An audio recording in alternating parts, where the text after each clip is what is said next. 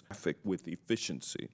The only way we can continue to be a worldwide leader on aviation is by seriously addressing airport infrastructure needs. I'm hopeful that this hearing has shed some light in our plan of action moving forward. If I ask any questions that have already been asked, I'm sorry. If you could please answer. And this one is for Mr. Crowder, Mr. Lopano, and Ms. McGraw.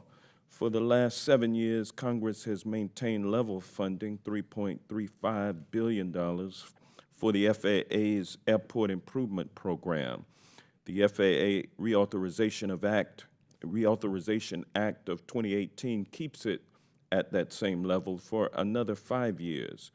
How do you anticipate that this maintenance of level funding, as it had been for, I think, 12 years prior, how will that maintenance of this level funding affect ongoing airport infrastructure projects? Representative Johnson, Larry Crowder from Spokane, thank you for that question.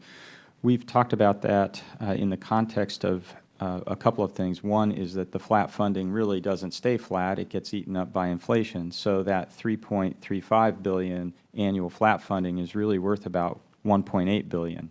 So the $5 million that Spokane gets in airport entitlement funds through the AIP every year is really worth about $2.25 million now, and that's just obviously going to decline. As a result of that, we only have two other choices to try to backfill that liability. One is to use PFC funds for projects that would otherwise be funded by AIP. And in my testimony in February, I went into great detail about how about $92 million of the $153 million that we've collected in PFCs in Spokane has actually been used for AIP-eligible projects. And so I think it points out that there is a significant deficit in terms of how that's created by flat AIP. That's also exacerbated by a flat PFC rate. And so one of the things that we think is really important is to talk about how an increase in PFC is really important to funding the projects, because we don't see the ability for Congress to significantly increase AIP. All right, thank you. That's a good segue to Mr. Christie. Mr. Christie, in your opening remarks, you speak to the potential danger in raising the PFC cap, citing that consumers are already, quote, punishingly taxed, end quote.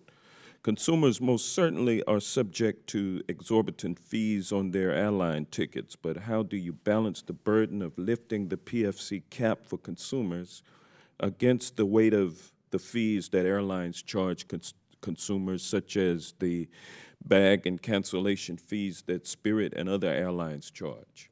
Thank you, Congressman. What's most important to the traveling public is the total cost of travel, and on Spirit that is considerably less than you would find on other airlines, even when you include ancillary items like bags and seat assignment. So we've driven a model around asset efficiency that drives lower fares, which stimulates more activity. And the fear is that by increasing a fixed fee amount, in this case the PFC, you will in effect destimulate and artificially burden lower fare paying customers. Do you think there will be passenger pushback if the PFC cap is lifted? Well, in effect, it is an increase in the cost of travel, and we manage our supply and demand mix every day, and you can see what happens when the cost of travel goes up, less people travel. Thank you. I yield back.